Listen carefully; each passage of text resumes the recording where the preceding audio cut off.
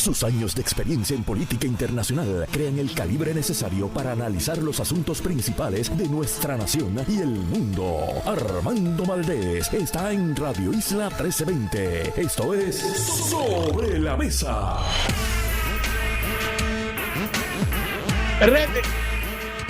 Buenos días. Regresamos del programa. Soy Armando Valdés. Escucha Sobre la Mesa por Radio Isla 1320. Hoy en Sobre la Mesa estará con nosotros nuestro panel de todos los miércoles, Rafael Bernabe del Movimiento Victoria Ciudadana y el licenciado Rafi Anglada, además de la Coalición Paz para la Niñez, el licenciado Julián Claudio y el abogado experto en casos de promesa, el licenciado Rolando Emanuel, y estará con nosotros en el último segmento del programa. Y como todos los días, de lunes a miércoles, Marilu Guzmán se sentará a la mesa café en mano para analizar todos los temas de hoy, 11 de mayo del 2022, son las 8:01 de la mañana. Los asuntos del país tienen prioridad, por eso llegamos a poner las cartas sobre la mesa. Vamos a poner las cartas sobre la mesa de inmediato. Primero, mi agradecimiento al licenciado José Lamas por haber estado aquí ayer de bateador emergente en el programa. He recibido muy buenas opiniones acerca de su participación en el programa, pero bueno, hoy regresa, como dije ayer, la insustituible Marilu Guzmán para sentarse a la mesa y analizar todos los temas del día. Vamos a comenzar con dos notas cortas que quiero comentar y de ahí podemos pasar a dialogar sobre el continuado colapso de las estructuras partidistas tradicionales. En este caso le toca el turno, quizás no sorprenda a nadie, hablar sobre otra líder del Partido Popular Democrático que se ha expresado insatisfecha con los procesos de diálogo que se están dando al interior de la colectividad. Vamos a hablar sobre eso y también voy a traer nuevamente el tema del financiamiento de la campaña de Pedro Pierluisi. Me ha sorprendido cuán rápidamente se ha pasado la página con este tema del financiamiento de las campañas y quiero que dialoguemos acerca de ese tema porque no creo que se deba dejar de discutir y de analizar este asunto hasta que se llegue hasta las últimas consecuencias y hasta que sepamos el nivel de participación de todas las personas envueltas y hasta que se investigue, no solamente para identificar los actos claramente ilegales, sino también para uno poder legislar, exigir más de nuestros líderes electos, no simplemente el que tengan un certificado de antecedentes penales que muestre que no han sido convictos de un delito. Eso es necesario, pero no basta. No basta para un país con los problemas éticos y morales y de corrupción que tiene Puerto Rico. Pero antes de entrar en esos temas, quiero tocar, como les dije, estas dos noticias. Primero, la directora de la Administración de Servicios Generales, esta es la entidad, la agencia pública que se encarga de las compras y centraliza las compras del gobierno, de tal manera, en teoría, de que creando un mayor volumen para todo el gobierno pueda conseguir mejores precios en el mercado, comprando en vez de 5 lápices para cada escuela, pues una agencia compra los lápices para todas las escuelas y para todos los otros centros de trabajo del gobierno. Y en teoría, con mayor volumen, mayor descuento puede recibir el gobierno, mayores eficiencias en la compra de los productos y para eso existe la Administración de Servicios Generales.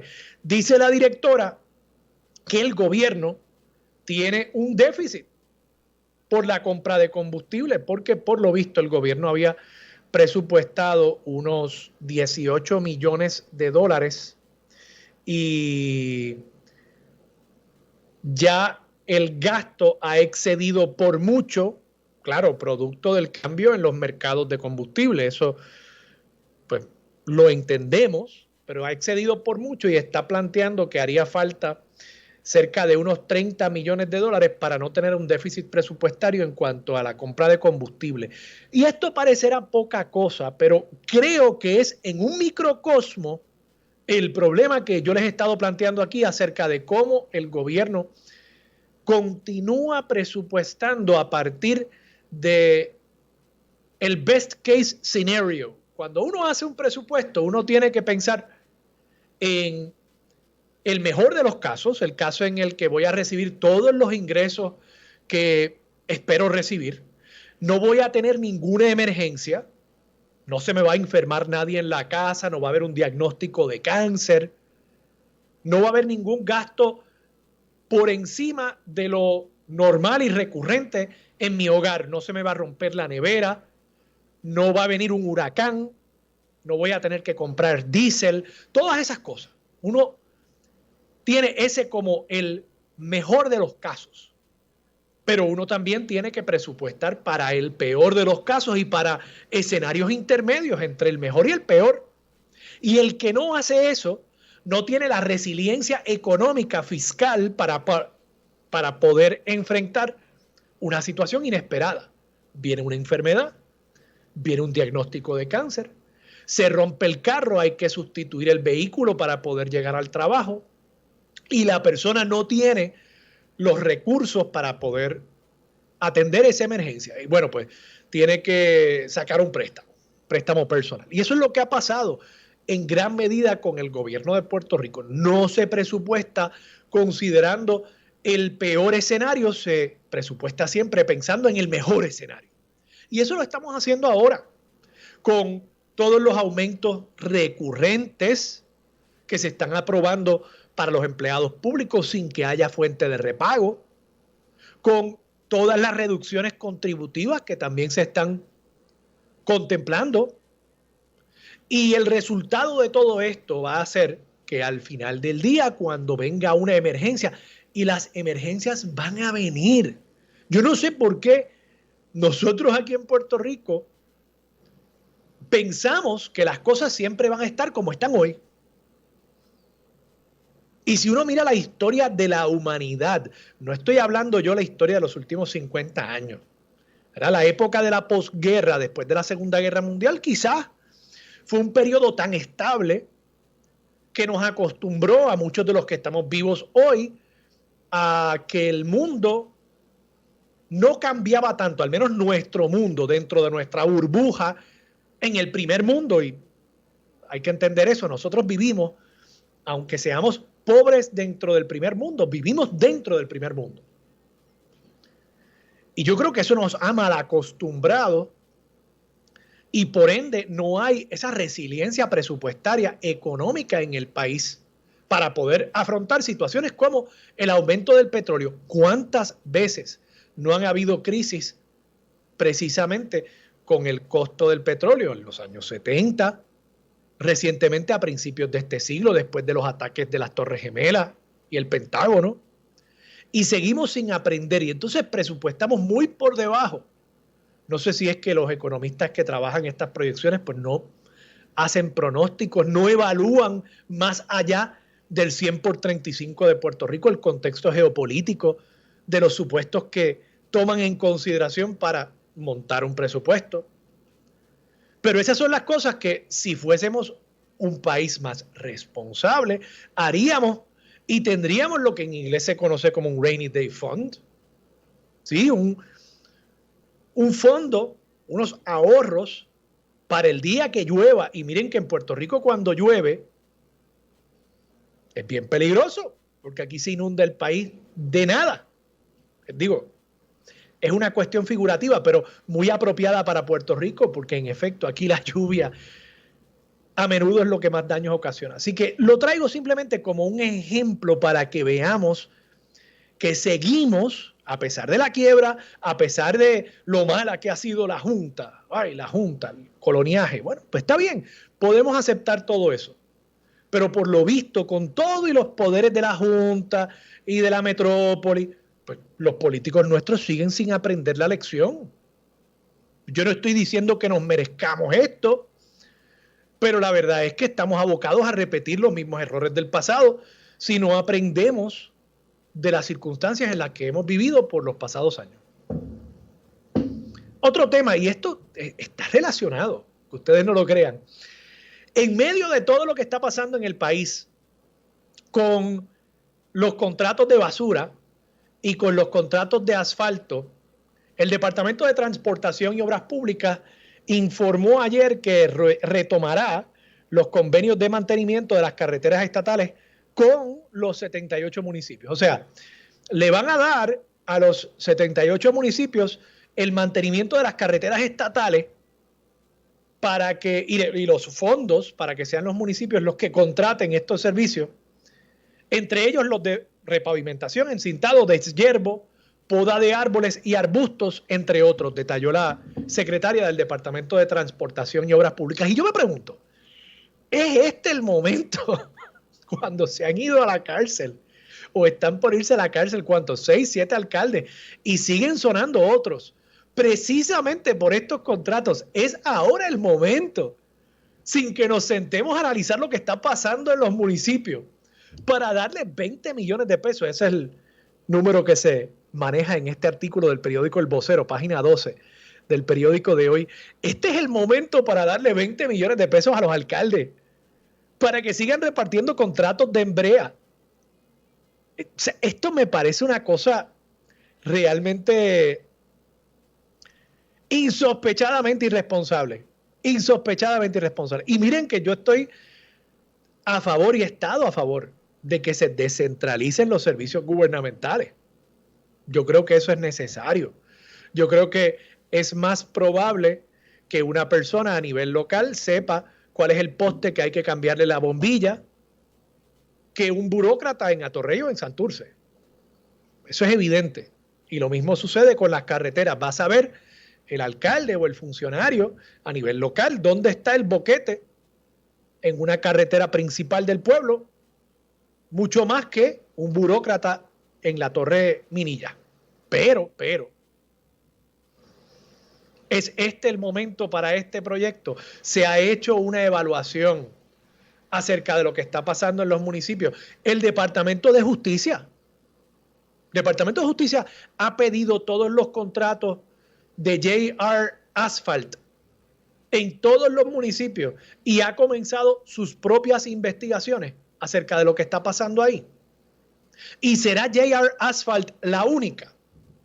Porque de paso, tengo que pensar que si JR Asphalt no se llevó todos los contratos y estaba ofreciéndole a muchos o a todos los alcaldes el mismo negocio, dame el contrato y yo te pago a ti una comisión. Me pregunto yo si los competidores de JR Asphalt no estarán haciendo lo mismo. No sé, o sea, pienso que si no estuvieran haciendo lo mismo, estoy especulando aquí, es una pregunta más que nada, pero si no estuvieran haciendo lo mismo, pues JR Asphalt se llevaría todos los contratos. Digo, a menos que hayan alcaldes muy honestos, pero hasta el momento no sé qué decir acerca de si tenemos alcaldes honestos o no. Para mí lo primero es que todavía no me he enterado de un alcalde que haya alzado la mano a decir, miren, a mí me ofrecieron ese negocio de JR Asphalt o de WC Waste Collection aquí en mi municipio y yo dije que no, incluso fui a las autoridades para reportar a la persona. ¿Por qué eso no lo hemos visto? O sea, o JR Asphalt siempre fue exitoso con ese ofrecimiento de una comisión y todos los alcaldes que tengan contrato, pues de alguna manera u otra deben estar en tela de juicio, o a algunos alcaldes se les ofreció el negocio, el alcalde dijo que no, pero no fue a las autoridades a reportar lo que evidentemente sería un ofrecimiento ilegal y corrupto. Y si no hicieron eso, son cómplices silentes del mismo esquema. No estoy diciendo yo que deban ir a la cárcel por eso, pero al menos debería haber un juicio político acerca de su decisión de callar. Así que me parece que con tantas preguntas sobre la mesa, sobre el tema de la brea en este país, el recogido de basura, darle más chavos a los municipios, está fuerte. No sé, realmente no le entiendo la lógica a esa decisión.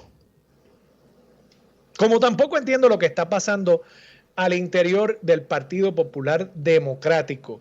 Hay una cita de Hemingway que yo he estado dándole vuelta en mi cabeza con esta situación que enfrenta el Partido Popular Democrático y también el Partido Nuevo Progresista.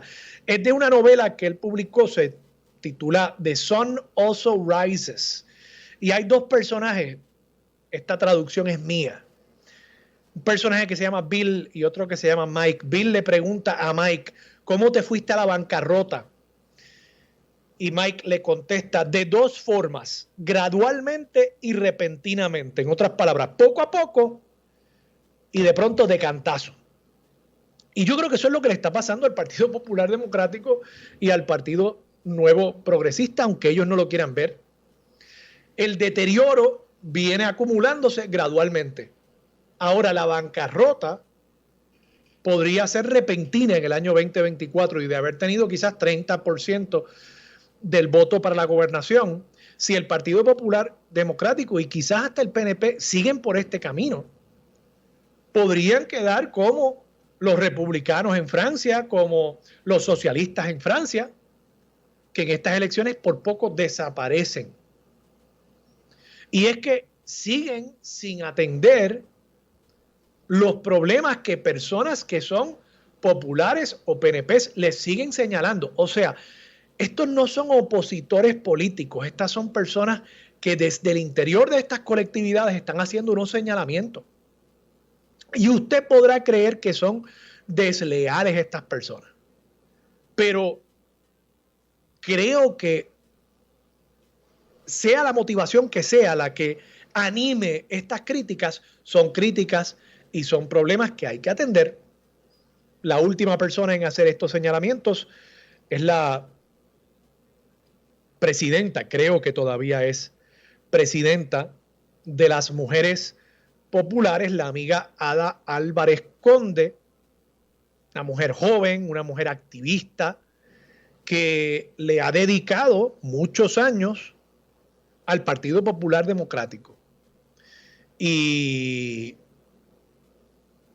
es activista, de paso, quiero reconocer esto. Es una persona que es activista desde la sociedad civil y que ve en el Partido Popular Democrático, por lo menos veía en el Partido Popular Democrático, un vehículo político para adelantar las causas que desde la sociedad civil ella apoya. Ella ha sido, por ejemplo, una activista en defensa de la mujer, particularmente en situaciones de violencia en el noviazgo, no solamente ya en la relación, digamos, formal del matrimonio, sino también en la etapa del noviazgo, particularmente con mujeres o niñas jóvenes, adolescentes, que tienen relaciones de noviazgo y que sufren violencia al interior de esa relación.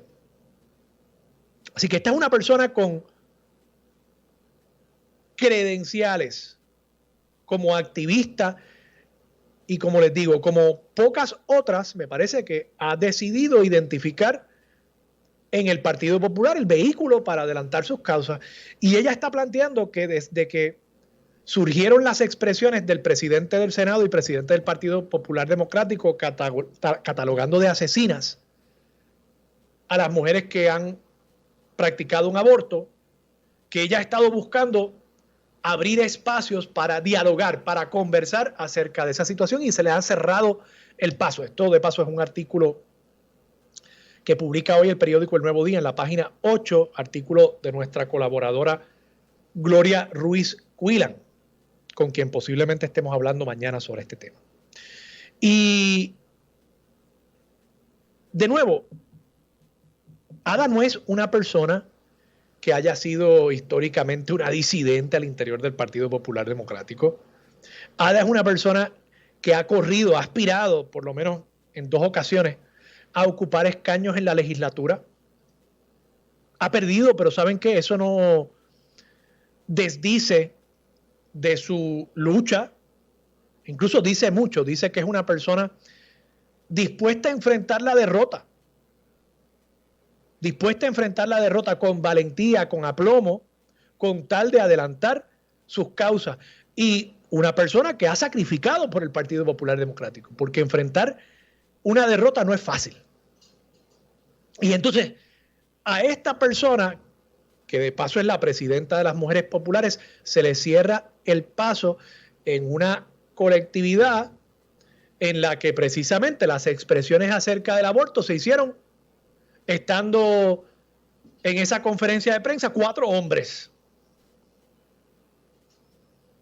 Y sigue el partido y su liderato avestruzándose, escondiéndose, no abriendo espacio de diálogo. Y peor, asumiendo que las personas que hacen estas críticas lo hacen de manera malintencionada. Ada Álvarez no es una persona que tenga la intención de destruir al Partido Popular Democrático ni nada por el estilo. Yo creo que quiere fortalecerlo. Ahora, no reconoce el Partido Popular Democrático que ella está viendo en este momento. Dice, y yo con esto cierro, y creo que es una cita que habla por muchos populares, también ese es el problema, que creen, bueno, esto es una persona. Bueno, no, es que esto es una persona que representa a muchos allá afuera, quizás sin saberlo. Yo no estoy diciendo que hayan personas que digan, Ada Álvarez es mi líder, aunque habrán personas así. Pero los líderes también a veces reflejan el sentir de la base. Y ella dice, en la estructura no puedo dar la batalla. Como está ahora mismo, no puedo ser una extensión. No voy a dar la batalla por la institución primero que la gente. En este caso, las mujeres. Me niego a defender al partido sin defender la causa. Si tengo que decidir, 1000 veces me voy por la causa. El problema no es que esté silenciada nada más, es que el partido no me llamó para decirme, Ada, saca esto. No se me permitió decir nada. Para criticar y fiscalizar otros partidos están dispuestos, pero si es una crítica que alguien que se meta con una mujer, aún sea interno, pues no les gusta. Y sí, ese es el problema. Y precisamente ese es el problema, que se espera una lealtad ciega a una colectividad que lamentablemente ha perdido su norte. Y en la medida en que ha perdido su norte, y hay personas que de pronto dicen, bueno, esta no es la dirección en la que yo pensaba que iba el Partido Popular Democrático, esas personas de pronto dicen, cuando son populares de convicción o populares que están ahí por una causa, esas personas de pronto empiezan a abandonar la colectividad. Y yo creo que, de nuevo, el caso de Ada Álvarez es un microcosmo también de cómo el Partido Popular Democrático y el PNP también le toca lo suyo.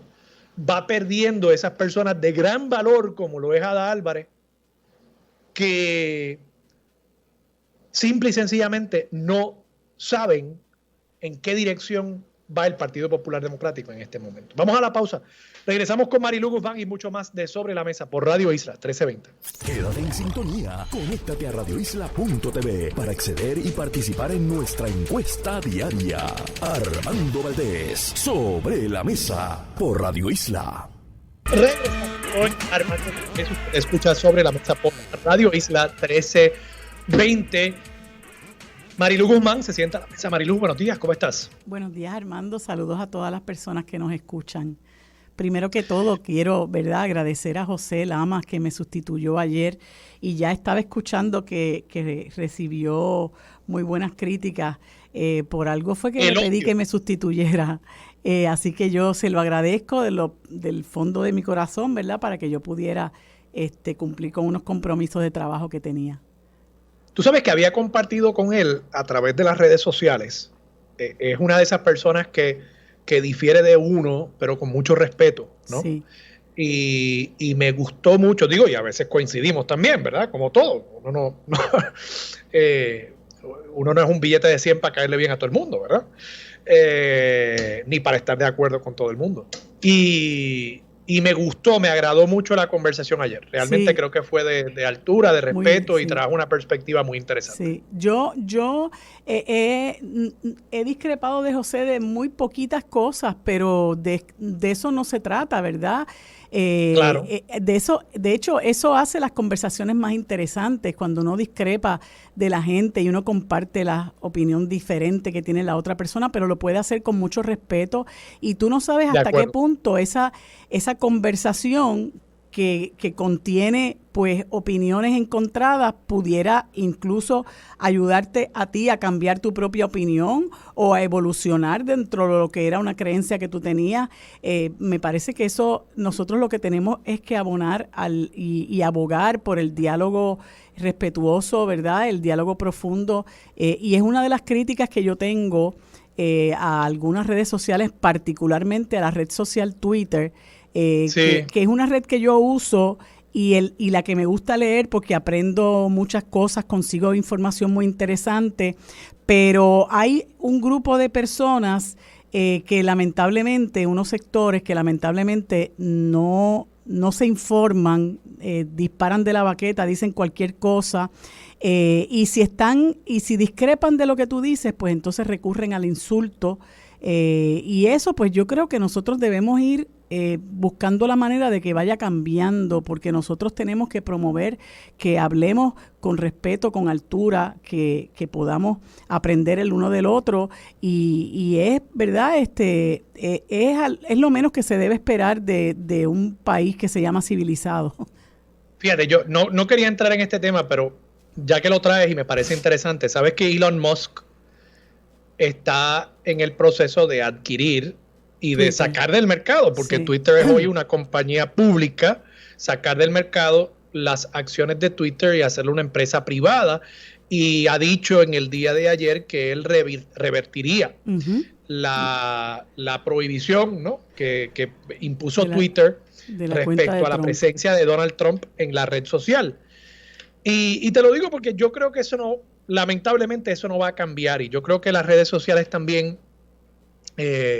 son útiles, pero al final del día son empresas que se han lucrado de la polarización de la sociedad.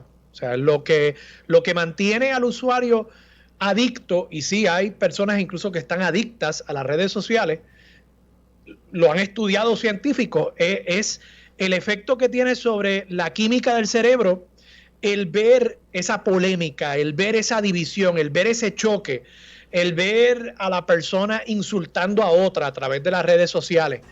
Y ese es el modelo de negocios de ellos, y ellos se lucran de nosotros suplirles contenido sin que nos paguen a nosotros. Sí, eso es cierto. Y en ese sentido yo no albergo mucha esperanza con esas plataformas.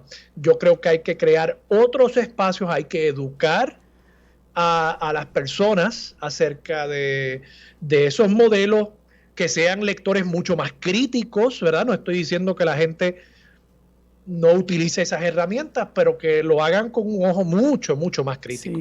Sí. Y yo la ventaja que le encuentro a las redes sociales, a pesar de todas las desventajas, muchas de las cuales pues hemos comentado, es la rapidez con la que tú puedes dar a conocer muchas cosas. Claro, puede servir para la demonización, para la tergiversación, para la demagogia, pero la rapidez con la que tú puedes dar a conocer las cosas. Por ejemplo, mira, hace poco se dio una situación en lo que llaman la montaña de azúcar, algo así, o cueva de las golondrinas en Aguadilla, que es un espacio donde, ¿verdad?, cubre parte del Carso de Puerto Rico, y allí se está erigiendo un proyecto que se llama The Cliff, y eso lo denunció Eliezer Molina, y otras personas pusieron unos visuales, y inmediatamente eso se convirtió en un tema, como llaman, trending,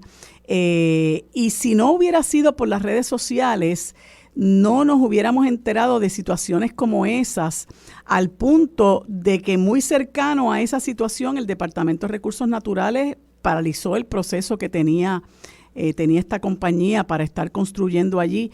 Eso es un beneficio enorme. Ya tú sabes que ha habido gente que hace campaña nada más que a través de las redes sociales.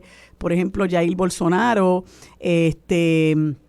el presidente Nayib Bukele de El Salvador, gente que se aprovechó de las redes sociales para hacer campaña.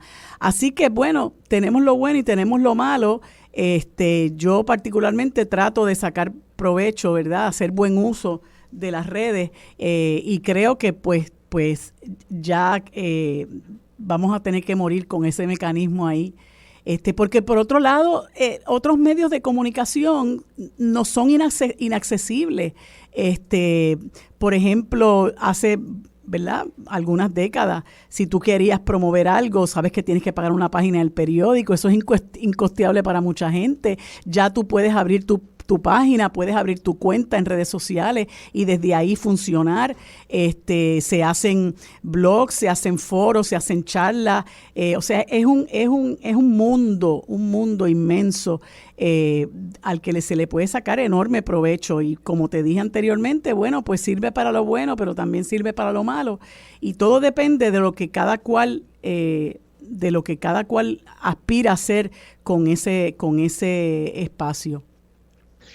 Marilu, ya básicamente nos tenemos que ir a la pausa, pero te voy a dejar este tema sobre la mesa. Tú me has enviado un artículo. Yo quería traer el tema del Super PAC de Pedro Pierluisi, porque yo creo que es un tema que ya ha desaparecido, básicamente, de mucha conversación mediática, y creo que no hemos entendido la magnitud de este caso. Y tú me envías un artículo que precisamente es de nuestra compañera aquí de Radio Isla 1320, Damaris Suárez, para el Centro de Periodismo Investigativo. Lo publicó Noticel allá para el 26 de julio del año 2020.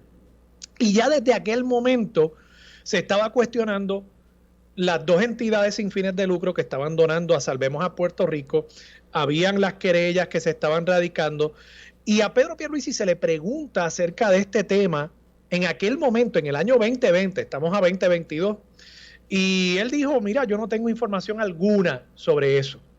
Y esto empata con una columna que yo publiqué esta semana en el periódico El Nuevo Día, el lunes, en la que yo decía que esto es una especie de desconocimiento fabricado, como una coartada premeditada. Y este artículo que tú me has enviado, yo creo que precisamente confirma eso. Le preguntaron sobre esto en el año 2020 y él optó, digo alegadamente, por ignorar eso. Entonces la pregunta es, ¿por qué decidió ignorar esa información en aquel momento? ¿Se sospechaba o sabía de lo que estaba pasando ahí? Y en efecto, esto fue una coartada premeditada para él poder tomar alguna distancia de las acciones ilegales que se estaban dando al interior de ese PAC. Yo creo que son muchas las preguntas y pocas las contestaciones hasta el momento. Marilu, cuando regresemos me gustaría tu parecer sobre este tema aquí en Sobre la Mesa por Radio Isla 1320. Quédate en sintonía, conéctate a radioisla.tv para acceder y participar en nuestra encuesta diaria. Armando Valdés, Sobre la Mesa por Radio Isla. Que te escucha Sobre la Mesa por Radio Isla 1320. Marilu Guzmán, ¿qué te parece a ti? ¿Tú crees que el gobernador debió haber indagado más ya cuando hace 2 años se le estaba preguntando acerca de este tema y en efecto resultó ser que era un esquema ilegal? Mira, esa noticia que publica Noticel es del 26 de julio del 2020 y esa noticia provee toda la información que sale a relucir posteriormente en la acusación que se le formula a este señor Joseph Fuentes Fernández. Y es amigo íntimo de Pedro Pierluisi. Y entre esa información surge la situación nebulosa alrededor de estas entidades sin fines de lucro que no tenían junta de directores, que no tenían una dirección física como lo requiere la ley, que su teléfono, uno de ellos ninguno contestaba y el otro correspondía a un Wendy's en Carolina. Que el propio Noticel habla con el entonces candidato a Pedro Pierluisi y lo pone al tanto de todo esto. Mire lo que está pasando. Y Pedro Pierluisi lo que le dice es, no, yo no tengo absolutamente nada que ver con eso. Y eso continuó tranquilamente, ¿verdad? Su curso, haciendo su función como Super PAC, hasta que ahora explota la situación. Varios de los donantes son hijos de Pedro Pierluisi. O sea que y entonces hay una nébula ahí con lo que es el individuo 1, el individuo 2, ¿verdad? Que mucha gente teoriza que pudiera ser Andrés Guillemard y su esposa Caridad Pierluisi. Y una de las cosas que uno tiene que preguntarse es si realmente, que alguna de las cosas que se especula, si realmente este asunto va a quedar aquí porque se han interpretado de diferentes maneras las expresiones que hizo el fiscal federal Muldrow, en el sentido de que, bueno, esta es la acusación, ¿verdad? Pero ayer yo estaba escuchando a Oscar Serrano, que es una de las personas que mejor ha investigado este tema y que de hecho me parece que es la persona que firma esta noticia. No sé si es Damari, porque no es Damari. Es Damari. Ajá, pues Damaris es una de las personas que también ha trabajado esta noticia y él plantea que entiende que debería haber más acusaciones en este caso, porque todo tiende a indicar, los hechos que él ha investigado demuestran que sí hubo una coordinación. Y a mí me parece, Armando, como hablábamos el viernes pasado, que las consecuencias que hemos tenido con esta decisión de Citizens United, del Tribunal Supremo de los Estados Unidos, donde se les reconoce el derecho a la libre expresión a las corporaciones y en particular a estos super PACs que pueden donar todo lo que les plazca, es realmente una aberración. Y como bien señala alguien en esta noticia de Noticel, que les reiteramos a los amigos que nos escuchan, esto es del 26 de julio del 2020, o sea, esto ya se publicó por Noticel hace prácticamente 2 años. Pues eso de que no hay coordinación es una ficción, ¿verdad? Porque realmente pues la coordinación la hay y la gente lo sabe, y me parece que la creación de los efectos que ha tenido esta decisión, que yo la considero nefasta, son terribles, porque mira las consecuencias que trae, en el sentido de que tú puedes crear operaciones entidades fantasma para que empiecen a donar dinero, que tú no sabes hasta qué punto aquí se está lavando dinero también. Todo esto es consecuencia de esa visión neoliberal que hay en los Estados Unidos, de esa visión de que el capital todo lo compra y todo lo puede, al punto de que se den estas situaciones donde hay una cantidad de dinero incontable que surge de gente que no quiere donar desde el anonimato, pero lo hacen creando empresas fantasmas para entonces llevar a cabo una campaña como la que se llevó aquí en contra de Wanda Vázquez. A mí me parece realmente que esto es muestra de por qué se requiere, ¿verdad?, que haya una verdadera transformación de todo esto que tiene que ver con el financiamiento de las campañas, porque eso también, de ahí también ha emanado, se ha creado un gran germen de la corrupción.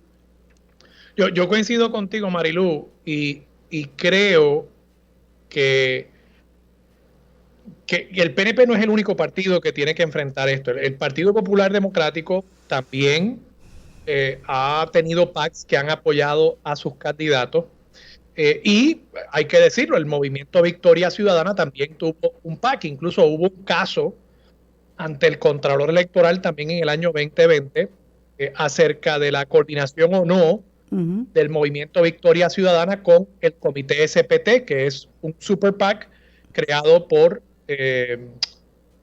una unión, la SPT, el Sindicato Puertorriqueño de Trabajadores. Y es básicamente lo mismo, ¿no? En el caso del Movimiento Victoria Ciudadana, los candidatos no hacían campaña en los medios de comunicación. Esa campaña estaba en manos de SPT. Algún grado de coordinación tiene que haber habido para decidir, mira, pues tú vas a pautar los anuncios y nosotros vamos a enfocarnos en otros tipos de gastos políticos.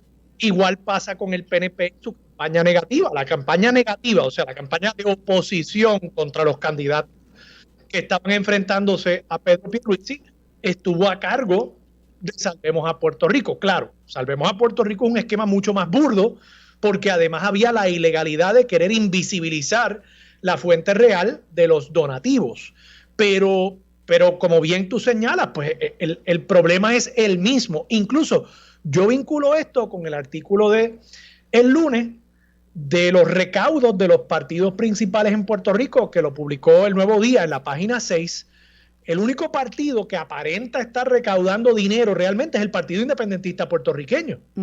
Los otros partidos no están recaudando cantidades significativas de dinero, y me pregunto si es porque todo el recaudo se estará moviendo a los PACs y al uso de PACs para precisamente no tener tanta visibilidad localmente en cuanto a las finanzas de los partidos. Y mi pregunta es si no deberíamos exigir que los partidos, aunque exista esa decisión federal, que los partidos y los candidatos hagan un compromiso a no usar este mecanismo de financiamiento de campaña. Bueno, lo que pasa es que eso claramente pone en ventaja a unos sectores, ¿verdad? Como pueden ser los partidos tradicionales. En el caso, y si los partidos tradicionales pueden echar mano de esa decisión, de ese mecanismo que ha legitimado el Tribunal Supremo Federal, pues echan mano de eso. En el caso de Victoria Ciudadana se dio la situación con la SPT. Claro, hubo una querella, pero esa querella quedó en nada porque el propio Contralor Electoral determinó que no había tal coordinación. Lo que te quiero decir es que... Bueno, pero lo mismo pasa en el caso del PNP, ¿verdad? En justicia. Claro, pero aquí hay una persona acusada en el Tribunal Federal. Es por la naturaleza de los donativos. Claro, pero aquí hay una persona acusada en el Tribunal Federal y esto... Pero no por coordinación, o sea, no por coordinación. No se ha aprobado todavía. Que existe en cuanto a la coordinación del PNP, lo podríamos hacer en cuanto a Victoria Ciudadana. Bueno, pero nunca se hizo. Lo que te quiero decir es que el hecho de que yo utilice un mecanismo que ha legalizado el propio Tribunal Supremo de los Estados Unidos no quiere decir que yo estoy incurriendo en ilegalidad. Yo, como te planteé el martes, yo no estoy de acuerdo con Citizens United. Me parece que es una aberración y estoy en contra de la forma como se concibe y se implementan aquí el recaudo de campañas políticas. Pero eso también es parte de nuestro sistema colonial, donde lo que resuelva el Tribunal Supremo de los Estados Unidos a nosotros se nos impone como fuente primaria de derecho. Y estamos maniatados en ese sentido. Y se dan unas situaciones que nosotros moralmente estamos llamados a corregir. Marilu Guzmán, vamos a la pausa. Regresamos con más de Sobre la Mesa por Radio Isla 1320. Próximo en Radio Isla 1320. Bueno, amigas y amigos, en la próxima hora conversaremos, como todos los miércoles, con el senador Rafael Bernabe del Movimiento Victoria Ciudadana y el licenciado Rafael Anglada. Luego, en el segmento que dedicamos a nuestros niños, estará con nosotros el licenciado Julián Claudio de la Coalición Paz para la Niñez y de la Sociedad para Asistencia Legal. Y en el último segmento conversaremos con el amigo licenciado Rolando Emanueli, abogado experto en la ley promesa. Eso es lo próximo en Sobre la Mesa. Los asuntos de toda una nación están sobre la mesa. Seguimos con el análisis y discusión en Radio Isla 1320. Armando Valdés, esto es Sobre la Mesa. Bueno, amigos, como les decía, en este próximo segmento vamos a conversar, como todos los miércoles, con el senador Rafael Bernabe del Movimiento Victoria Ciudadana y el licenciado Rafael Anglada, a quienes les doy los buenos días. Buenos días, ¿cómo están? Buenos días, Marilu, y a todas las personas que nos escuchan. Estamos bien. Buenos días a ambos y a Puerto Rico. Saludos. Tenemos un tema interesante como primer tema, a ver si podemos llegar al segundo, pero ustedes ambos que pertenecen a sectores que no, como yo, ¿verdad?, que nunca nos hemos considerado electoralmente mayoritarios. Hemos visto cómo se está dando en los últimos tiempos una crisis del bipartidismo. Es un asunto que predominó en la campaña muy particular de Victoria Ciudadana y ahora en estos últimos tiempos, en estas últimas semanas, hemos visto esa crisis un poco agudizarse a raíz de todos estos problemas de corrupción, de que la gente al interior de cada uno de esos partidos entiende que esos partidos no tienen norte, no hay un compromiso con el desarrollo económico del país, con la justicia social, que es independientemente de que haya algunas personas que militen en esos dos partidos que se llaman tradicionales, piensan que el partido no está cumpliendo su función y se manifiestan desafectos a esa política de esos partidos, y ha habido hasta avisos de desafiliación y desafiliación. Y me gustaría, ¿verdad?, conversar con ustedes sobre esta situación, porque ese discurso de la crisis del bipartidismo y cómo el bipartidismo ha sido responsable del deterioro moral y económico que vive nuestro país, va creando conciencia en la gente al punto de que está jamaqueando las estructuras de estos dos partidos tradicionales. Sabemos de la desafiliación del legislador Luis Raúl Torres, de unas expresiones ahí que pues después se tornaron que como que sí, pero como que no, del alcalde de Toabaja, el señor Bernardo Márquez. Así que me gustaría una reacción sobre eso de parte primero del senador Bernabe. Y muchas gracias, Marilu. Sí, como tú señalas, yo creo que estamos viviendo, y a veces cuando uno ve las cosas de cerca no las ve tan claramente, estamos viviendo un momento de viraje y de transformación política profunda en Puerto Rico. Ya hace 12 años, en el 2010, 2011, justo antes de nosotros participar en la fundación del Partido del Pueblo Trabajador, hicimos un análisis que se puede consultar, está por escrito, en que planteábamos que varias circunstancias nos llevaban a pensar que esa transformación se iba a dar. En aquel momento todavía los dos partidos tradicionales, el PNP y el PPD, controlaban la política puertorriqueña casi absolutamente, con una pequeña presencia del Partido Independentista, importante pero muy minoritaria en el campo electoral. Y nosotros planteamos, Puerto Rico está viviendo una crisis económica desde el 2006 que se va a prolongar, que no se va a solucionar en el corto plazo, que esa crisis va a ser duradera. Y los dos partidos tradicionales, PNP y PPD, van a demostrar que no tienen alternativa para nuestro país a cómo enfrentar esa crisis económica y social que estamos viviendo. Y esa incapacidad de esos partidos, que se iba a ir demostrando cada vez más, iba a llevar a que su apoyo electoral se fuera reduciendo progresivamente. Y esa reducción de su apoyo electoral iba a llevar a que algunos, incluso de sus líderes, empezaran a cuestionarse su pertenencia a esos partidos. Iba a haber desprendimiento de esos partidos. Y ese decrecimiento del apoyo electoral de esos partidos y esos desprendimientos iban a crear el espacio favorable, el espacio fértil, para que surgieran nuevas fuerzas políticas o que otras fuerzas políticas que ya existían cobraran nueva fuerza. Y yo creo que si tú miras lo que ha pasado en Puerto Rico del 2010 al 2022, ese análisis se confirma completamente. Elección tras elección, bueno, primero la crisis económica se ha perpetuado de allá para acá. Puerto Rico sigue en una crisis económica y social muy grave. Los dos partidos han demostrado que no tienen alternativa para enfrentar esa crisis, y el apoyo electoral de esos partidos en las elecciones del 2012, 2016, 2020 ha ido decreciendo elección tras elección. El apoyo y la lealtad de esos partidos ha ido cayendo hasta el punto de que por primera vez tuvimos un gobernador que no pudo completar su término porque el pueblo lo sacó a través de la movilización en la calle, el caso de Ricardo Rosselló. Y a la misma vez han surgido nuevas fuerzas políticas como el movimiento Victoria Ciudadana, que en su primera participación electoral obtiene 14% de los votos de su candidata a la gobernación, y el Partido Independentista aumenta tremendamente su apoyo electoral también en las elecciones de 2020.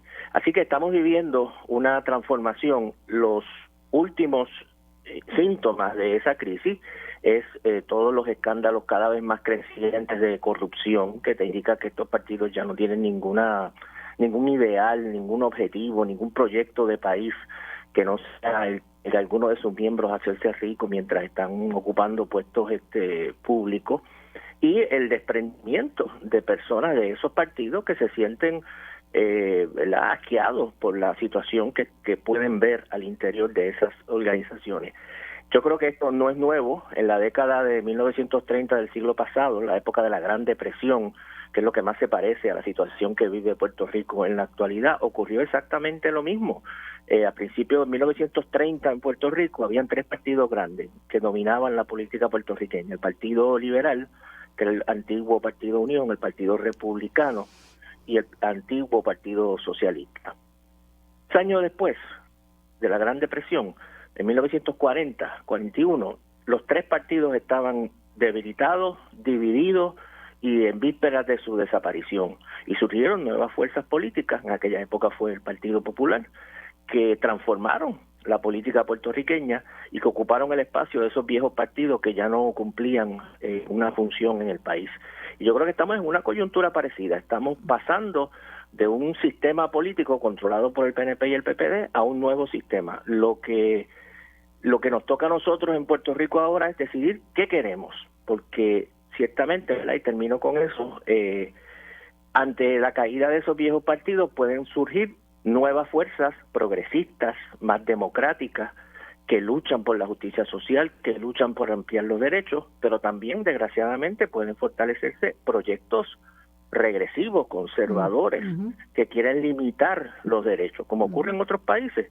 Así que el viejo sistema se está cayendo, pero nosotros no debemos adoptar una actitud pasiva. Tenemos que asegurarnos de que lo nuevo sea más democrático, más participativo, más y esas fuerzas que representan eso, como es el caso de Victoria Ciudadana, como es el caso del PIB, como es el caso del senador independiente Vargas Vidot y otras fuerzas, me parece que tenemos que discutir, que hablar, que explorar cómo podemos colaborar lo más posible para lograr que surja en el país una sólida polo de cambio social democrático ante lo que es el evidente caída del viejo sistema político partidista dominado por el PNP y por el PPD. Rafi Anglada, en torno a lo que menciona Rafi Bernabe, pues hay líderes y también miembros de la base de esos partidos que se muestran, ¿verdad?, decepcionados con lo que con aquello en lo que se ha convertido sus partidos, ¿no? Y un liderato que no compone nada, ¿verdad?, que no tiene, como él dice, proyecto de país, que parece no tener norte, y ellos pues no se sienten representados.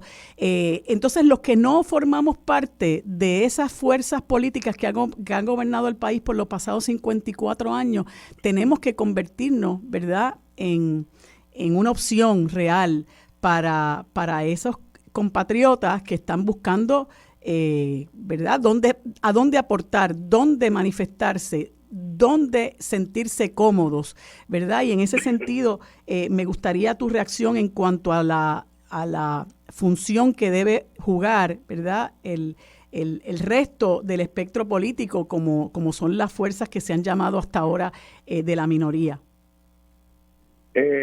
María de Lourdes, estoy de acuerdo con lo que ha expresado mi historiador preferido, que ahora es senador, Rafael Bernabe, que siempre le recomiendo a mis amigos y estudiantes y colegas que lean a Rafael Bernabe en sus distintas obras publicadas.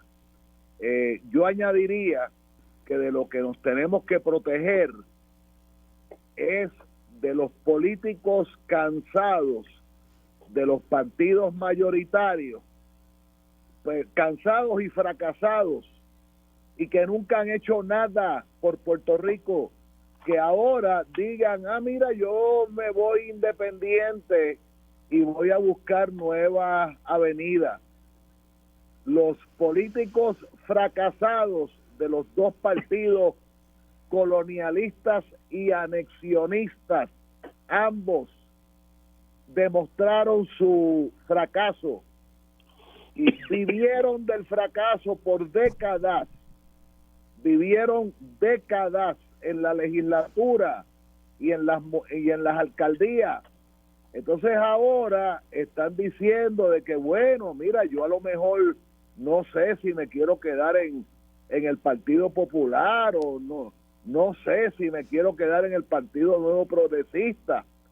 y quiero hacer un llamado, una advertencia, quiero una voz de alerta de que nos permitan a las fuerzas nuevas, cuando digo nuevas, estoy incluyendo al Partido Independentista Puertorriqueño, por supuesto, que nos permitan a las fuerzas nuevas reconstruir a Puerto Rico, y aquellos políticos cansados, por no decir otras palabras, que nos dejen espacio, que se salgan del medio, que ya comieron lo que iban a comer y ya corrompieron lo que iban a corromper y ya perdieron el tiempo. Y quiero comentar que perder el tiempo desde una posición de poder también es una conducta, digamos, corrupta, porque entonces vivieron del erario, o sea, es cacofónico, el erario público, ¿verdad? El erario, vivieron del erario por décadas y décadas. Entonces ahora ellos se dieron cuenta que a lo mejor ellos quieren postularse independientemente, que nos dejen a nosotros, a los que hemos demostrado tener principios y tener valores y no vivir del erario, que nos dejen tratar de reconstruir a la patria. Bueno, yo soy, ¿verdad?, de las personas que piensa que nosotros tenemos que buscar la forma de crecer, ¿verdad?, y que uno no puede impedir que un político de carrera, por así decirlo, que ha militado en uno de estos partidos, decida que va a correr independiente. Yo a veces lo veo como un acto heroico, porque en el caso particular de Luis Raúl Torres, yo he escuchado a varias personas que analizan procesos electorales y comentan, ¿verdad?, que ahora en el precinto 2 por el que él estuvo corriendo, pues ganó prácticamente raspando, creo que por unos 200 votos, y que sería, ¿verdad?, un salto al vacío decidir que va a correr independiente, como si de igual forma lo hiciera el alcalde de Caguas, que yo eso lo veo muchísimo más difícil. Pero me parece que conlleva un proceso de transformación y de evolución que no es nada fácil. Y esas personas, bueno, no solamente tienen el derecho a decidir que van a hacer eso, sino que algunas de estas personas tienen que aportar, tienen mucho que aportar al país y pudieran, ¿verdad?, escoger digamos, yo no estoy diciendo que eso va a ocurrir, pero imagínese usted que el representante Luis Raúl Torres en algún momento le diera por saltar al Partido Independentista Puertorriqueño, ¿verdad? Yo no creo que deberían cerrarse las puertas, creo que deberíamos estar abiertos a una convergencia con muchas de estas personas, ¿verdad? Y pienso que el que realmente quiere utilizar la política para aspirar al poder por el poder mismo no va a abandonar ese instrumento que le ha permitido precisamente hacer eso. O sea que cuando usted decide marcharse, pues creo que es un acto que hay que reconocer, y me gustaría en ese sentido ver qué opina Rafi Bernabe. Sí, no, yo creo que hay casos y casos, ¿verdad? Hay casos como el que señala el compañero Rafi Anglada, de políticos que conocemos que han hecho la política tradicional siempre, que no se han destacado por defender los derechos del pueblo, de los trabajadores o del ambiente, y que a última hora, ante el descalabro de sus partidos, pues empiezan a mandar mensajes de que quizás se desafilien, etcétera. Pero también hay personas dentro de los partidos, vamos a llamarlos tradicionales, que han tenido una trayectoria que, independientemente de que uno no esté de acuerdo con ellos en todo, de que uno tenga diferencias con ellos, es necesario reconocer, y que uno tiene que estar abierto a la negociación, a la discusión, a los acuerdos, para que precisamente el país pueda echar para adelante. En el caso de Luis Raúl Torres, por ejemplo, yo puedo tener muchísimas diferencias con él de todo tipo con respecto a diferentes temas, pero por ejemplo él tiene una trayectoria, él fue uno de los legisladores que en su momento defendió y logró que se aprobara la legislación para auditar la deuda de Puerto Rico, cuando eso todavía era muy polémico, ¿verdad? Cuando se estaba empezando a discutir, cuando se logró crear una comisión para la auditoría de la deuda, en eso estuvo involucrado el compañero Manuel Natal también, y posteriormente, aquí en fecha mucho más reciente, durante este cuatrenio, él ha llevado ha sido una voz bien importante en la denuncia del contrato de Luma, en la lucha por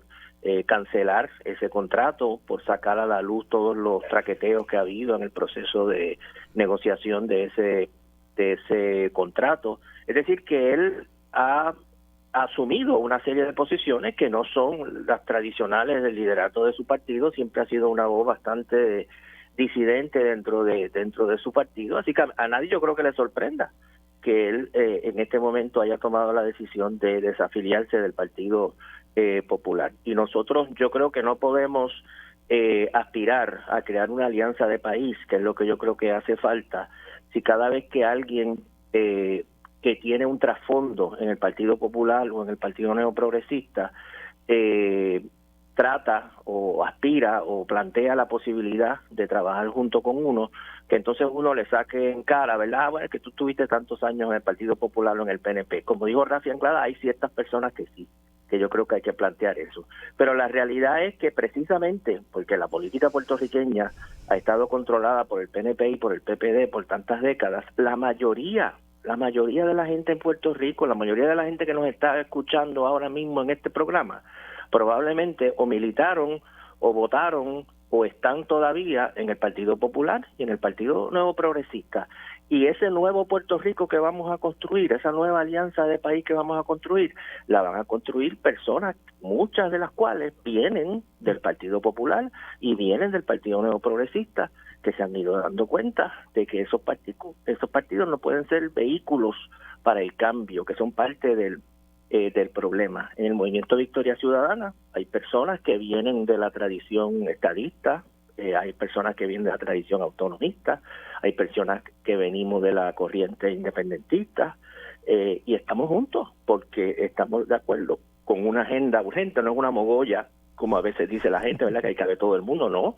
Aquí hay que oponerse a la privatización, hay que defender las playas, hay que defender los derechos de la mujer, hay que defender toda una serie de cosas, no cabe todo el mundo, todos los que estemos de acuerdo con esa agenda progresista sí cabemos, y algunos y algunas, no tengo duda, que van a venir de los viejos partidos tradicionales y que se han desprendido. Yo creo que otro punto que es importante recordar es que en los partidos tradicionales hay diferentes generaciones. Como dice Rafi, hay políticos que llevan décadas en el Partido Popular y en el Partido Nuevo Progresista, y llevan décadas ocupando puestos públicos, pero también hay mucha gente joven, legisladores municipales que tienen 20, 25 años y que, por ejemplo, cuando recientemente el presidente del partido hizo las declaraciones aquellas sobre las mujeres, llamándolas asesinas, a las que deciden terminar un embarazo, etcétera, pues se escandalizaron con esas expresiones, porque estos populares jóvenes, en este caso, no se sienten representados por esas posiciones tan tradicionalistas y conservadoras de su liderato. Y de esos jóvenes populares, yo estoy seguro que va a venir desprendimiento, va a venir rechazo de esas posiciones, y muchos de ellos y ellas, estoy seguro que en el futuro, en un mes, en un año, el tiempo que sea, van a integrarse a nuevos proyectos políticos, y tenemos que tener las puertas abiertas a esos cambios que se van a seguir dando en las mentalidades de mucha gente, incluso algunos que todavía están en esos partidos. No me queda mucho tiempo, pero me gustaría muy brevemente... 3 oraciones, María de Lourdes. Sí, déjame preguntarte si puedes cubrirlo, ¿verdad? En un minutito, Rafi, para que termines tu pensamiento, que me des una impresión de las expresiones que hizo la representante Lizy Burgos sobre la vestimenta de las mujeres y cómo pudiéramos nosotras ser responsables de lo que nos pasa. Bueno, yo, como tú dices, no quiero acaparar el tiempo, pero a mí me parece que son unas declaraciones terribles, que son indicativas de que como todavía existe la mentalidad y se sigue impulsando la mentalidad de que la víctima es culpable de la agresión que sufre, de que las mujeres son las responsables de las agresiones que sufre, me parece que es parte de toda la ideología que lo que hace es excusar o incluso no querer reconocer que existe en nuestra sociedad el machismo, que existe la discriminación contra la mujer, que existe la idea de que el hombre es dueño de la mujer.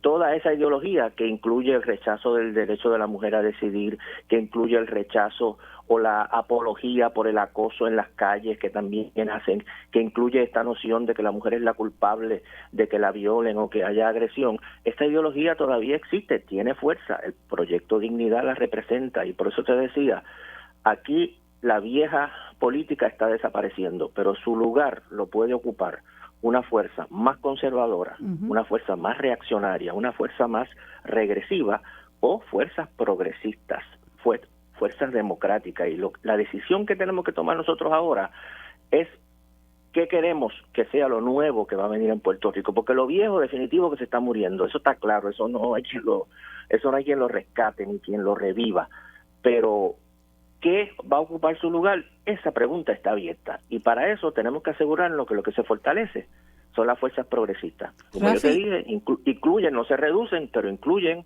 la Victoria Ciudadana, incluye al PIB, incluye a legisladores independientes y muchos otros grupos fuera de la política electoral, como las uniones, los grupos de las mujeres, los grupos ambientales, los grupos estudiantiles y otros más.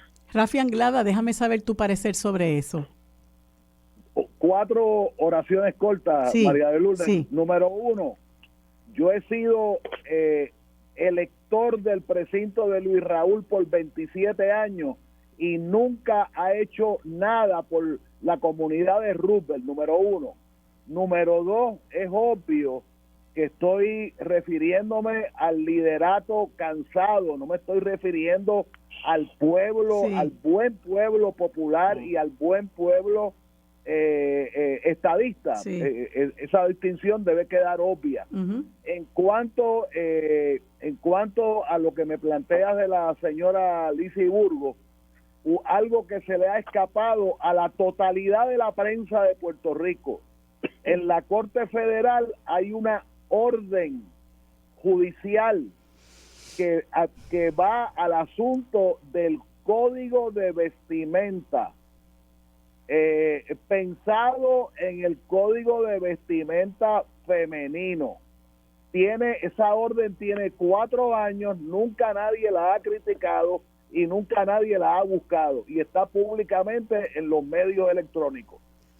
Bueno, me hacen seña de que ya tengo que cortar. Les agradezco como siempre la disponibilidad para tener esta conversación que siempre resulta tan interesante, pero que no la podemos prolongar por más tiempo. Seguiremos conversando sobre estos temas el próximo miércoles. Gracias a ambos, que tengan buen día. Quédate en sintonía, conéctate a radioisla.tv para acceder y participar en nuestra encuesta diaria. Armando Valdés, sobre la mesa, por Radio Isla. Bueno amigos, continuamos en este segmento que hemos dedicado a la niñez puertorriqueña. En esta ocasión tenemos como recurso de la coalición Paz para la Niñez al amigo abogado Julián Claudio Gotay, director de Justicia Juvenil y Programas Comunitarios. Saludos, Julián, ¿cómo te encuentras? Saludos, Marilu, ¿cómo estás? ¿Todo bien? Un placer escucharte. Julián, quería que nos comentaras qué representa o qué hace este proyecto de Justicia Juvenil y Programas Comunitarios de la Sociedad para Asistencia Legal de Puerto Rico. Bueno, pues muchas gracias. Pues mira, la Sociedad para Asistencia Legal, tú sabes que históricamente llevamos ya 65 años defendiendo personas indigentes, pues es el único programa que representa en toda la isla, entiéndase, todas las regiones judiciales, incluyendo Vieques, que por primera vez tenemos representación de abogados en Vieques, dándole, ¿verdad?, especial importancia a esa isla que es parte de Puerto Rico, a los niños y jóvenes que están en conflicto con la ley penal, entiéndase, niños que están bajo la jurisdicción del Tribunal de Menores, y tenemos abogados especializados y capacitados que atienden menores en todas las regiones judiciales y los servicios son totalmente gratuitos. Yo como director tengo, ¿verdad?, en mi librito, como lo dice, la encomienda de que todos los niños son indigentes, o sea que Asistencia Legal provee de hecho y de facto asistencia a todos los niños de Puerto Rico. Esa es nuestra misión y visión, y es una visión sumamente especializada. Nuestros abogados se capacitan en Estados Unidos, cogen talleres en Puerto Rico, o sea que están en muy buenas manos. Qué bien. Y claro, es importantísimo que esto ocurra. Yo fui abogada de la Sociedad para Asistencia Legal por 9 años y no existía un proyecto de esta naturaleza. Siempre yo he tenido una visión muy crítica de lo que es la ley de menores y el tribunal de menores, las instituciones juveniles, etcétera. Y obviamente este proyecto pues viene a ser como un oasis en el desierto, y me gustaría que me hablaras, porque yo, ¿verdad?, considero que no solamente aquí hay un problema enorme de pobreza y de privación que desencadena en muchos males sociales, pero es alarmante la estadística del Instituto de Desarrollo Juvenil de que el 58% de nuestros niños viven en niveles de pobreza, y eso pues obviamente en muchas ocasiones se traduce en actos delictivos. ¿Cuál es la experiencia que ustedes tienen con un sector, verdad, que ha sido históricamente invisibilizado, marginado, que se dice mucho por ahí ya a nivel de cliché que los niños son el futuro del mundo, pero no, son el presente? ¿Y qué está pasando con ellos en el presente? ¿Y cuál es la experiencia que ustedes tienen con niños que como tú dices, son todos indigentes, pero la realidad es que ese es el grueso de los clientes de la Sociedad para Asistencia Legal? Sí, pues mira, yo siempre me gusta hacer esta analogía y dejar claro que lo primero que tiene que reconocer el Estado es que Puerto Rico es un país pobre, muy bien intencionado, la gente de aquí es la mejor del mundo, pero Puerto Rico es un país pobre, y recuerdo el huracán María, que yo lo viví, todos lo vivimos, cuando se cayeron los árboles y las hojas, y después de tantas esas hojas en los expresos se veían viviendas, ¿verdad?, en situaciones bien precarias. Pues con la niñez ocurre exactamente lo mismo. Estaba hablando el otro día con un cliente mío que pertenecía a una pandilla, y el cliente, ¿verdad?, obviamente no voy a ¿verdad?, revelar su identidad, desde los 12 años, y una pandilla sumamente violenta. Y yo digo, bueno, ¿qué opciones? Que se le rompe el corazón a uno, pero ¿qué opciones uno tiene? Bueno, tirarlo como una estadística más o tratar de hacer un cambio. Y esa es la filosofía, ¿verdad?, y nuestra misión de vida y de trabajo en asistencia legal, tratar de esos muchachitos que están en las peores situaciones. Y fíjate, volviendo al tema de las pandillas, nadie quiere estar en una pandilla por gusto y ganas. Las pandillas vienen a ser como un refugio ante la inacción del Estado en proveer servicios esenciales, que en cosas tan sencillas y trilladas que venimos escuchando hace, no sé si recuerdas la famosa pandilla de pandilla política pasó a ser una de pandilla que cometía delitos, pasó a ser una pandilla de acción social y política en Nueva York, los Young Lords en los años 70. ¿Qué pedían los Young Lords? Educación, limpieza en la comunidad y salud para la comunidad puertorriqueña, que era víctima de racismo en esos años de los 60 por allá. Pues ahora la cosa no ha cambiado en Puerto Rico y tenemos tristemente los mismos reclamos. Hay menos escuelas, hay menos servicios. Con esto de la pandemia no se sabe ni dónde están un montón de niños y jóvenes que sencillamente dejaron de estudiar y de asistir a la escuela, y como en este país no se sabe ni la hora que es, pues tenemos esa situación. Afortunadamente, hay algunas jueces o componentes del sistema de justicia juvenil que se han sensibilizado ante este problema y no ven al niño y al menor como un delincuente, porque no son delincuentes, son niños y jóvenes que han tenido situaciones, ¿verdad?, con la justicia, con la ley penal, y como tal hay que tratarlos. Y eso es parte del adiestramiento que nosotros cogemos y tratamos de llevar a la comunidad. A un niño no se le puede tratar como como un criminal. Un niño no se le puede tratar como un adulto. Un niño es un niño porque, mire, científicamente está probado que el desarrollo del cerebro del menor no culmina hasta los 21 y en los varones hasta los 26. Y en mi caso todavía, diría yo. Así que, dando eso, y eso lo ha reconocido, no yo, Julián Claudio, eso lo reconoció el Tribunal Supremo de los Estados Unidos en diferentes casos, ¿verdad? Y así por el estilo, tenemos que hacer hincapié y hacer un llamado enérgico a instituciones como tribunales, el Departamento de la Familia, AMSCA, el Departamento de Educación, en que, y es parte de nosotros, Asistencia Legal también pertenece a la Comisión de Paz para la Niñez, que es un grupo multidisciplinario de muchas instituciones, que hay que hacer un llamado a empezar a escuchar a esos niños, porque son niños y jóvenes. Un niño, vuelvo y te repito, un niño de 12 años no está en una pandilla por elección. Imagínese el nivel de violencia familiar, sistemática, de pobreza que vienen arrastrando estos niños, y las consecuencias son nefastas.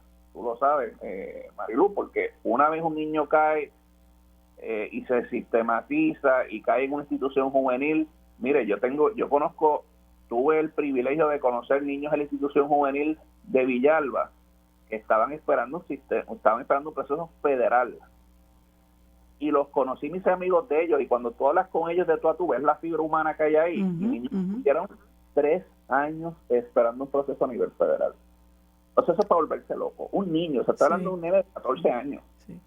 Pero fíjate, Julián, el problema que vivimos, que es endémico, es que estos problemas que los ocasiona el Estado, precisamente por marginar a ciertos sectores de nuestra comunidad, los resuelve o los trata de resolver la sociedad civil mediante la creación de entidades sin fines de lucro, organizaciones comunitarias, etcétera. La Sociedad para Asistencia Legal asume la obligación que el Estado impone por Constitución de que todo imputado tiene derecho a estar representado por abogado.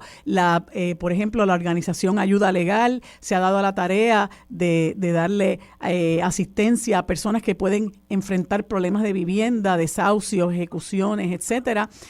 Ustedes están trabajando en este proyecto, y la Coalición Paz para la Niñez, con un sector que, como te comentaba ahorita, está invisibilizado por el Estado, al punto de que, a pesar de eso que tú mencionas, de que un niño no puede tratarse como un delincuente, mira la estructura del sistema de justicia juvenil. Tú tienes un tribunal de menores, se trabaja con muchísimas ficciones, ¿no? De que no son delitos, son faltas, de que no hay un fiscal, hay un procurador de menores, pero de que no hay una cárcel, sino una institución juvenil. Pero cuando tú vienes a ver, es exactamente lo mismo a lo que se someten los adultos. Y entonces se requiere una transformación estructural dramática. Eso es así. Te tengo que decir, y en honor a la verdad, que como te digo una cosa, te digo la otra. Yo tengo jueces que son fantásticos y fantásticas y son maravillosos, y han entendido el mensaje, porque esto es un problema de educación primordial. Yo tengo procuradores que son procuradores punitivos, y también te reconozco que hay procuradores que han entendido este proceso de justicia restaurativa, que es lo que necesita. O sea, los menores, no podemos tratar a menores como niños grandes, o sea, como jóvenes, o sea, son niños, o sea, que tienen 12, 13, 14 años expuestos a unos niveles de violencia sistemática, como tú muy bien señalas. ¿Qué tú puedes esperar? O sea, yo he ido a casas de mis clientes donde el piso es en tierra en Ponce, pero que el piso en tierra en Ponce. Sí, yo he ido, o sea, lo he visto, y no una vez. Y te digo, cuando iba a Las Marías, cuando estaba en el área de la jurisdicción de Mayagüez y en los campos de Puerto Rico. O sea, y después de la pandemia, que este encierro continuo, que tenemos que aprender a vivir con él, ¿no? Peor todavía, porque es que no hay una accountability, o sea, una contabilidad de qué está pasando. Aquí no hay un censo escolar de cuántos niños se han ido, desaparecieron desde el huracán, la pandemia, etcétera. No lo hay, y de momento tú te encuentras con niños de 15 y 17 años que están trabajando, por ejemplo, y dejaron la escuela, y bien gracias al Departamento de la Familia, y bien gracias al Departamento de Educación. Entonces, ¿de qué estamos hablando? ¿Le vamos a imponer responsabilidad criminal a esos niños cuando todos los otros componentes de nuestra sociedad les hemos fallado? Claro. Porque esa es la misión. Yo pienso que cuando el Estado hace eso, ¿verdad?, que opta por criminalizar una conducta que debían tratar de una manera restaurativa y terapéutica, pues eso es una expresión, una muestra de la incapacidad del Estado para resolver problemas que el mismo Estado ha creado. Julián, ya tengo que cortar. Te agradezco infinitamente tu tu disponibilidad para estar en este segmento y conversar sobre este apasionante tema. Espero que podamos seguir conversando en otra ocasión y que tengas buen día. Claro que sí, Marilu. Muchas gracias a todos y buen día. Quédate en sintonía, conéctate a radioisla.tv para acceder y participar en nuestra encuesta diaria. Armando Valdés, sobre la mesa, por Radio Isla. Bueno, amigos, continuamos en este último segmento, que ahora tengo el placer de conversar con el querido amigo licenciado Rolando Emanueli, experto, entre muchas otras cosas, la ley promesa. Saludos, Rolando, ¿cómo te encuentras? Parece que no está todavía. No está, pero lo estamos consiguiendo. Vamos a conversar con el amigo Rolando Emanueli sobre el asunto de la ley 80. Es una noticia que publica Noticel en el sentido de que la Junta entierra la ley 80 sobre retiro temprano por dejadez del gobierno. ¿Tenemos a Rolando ya en línea?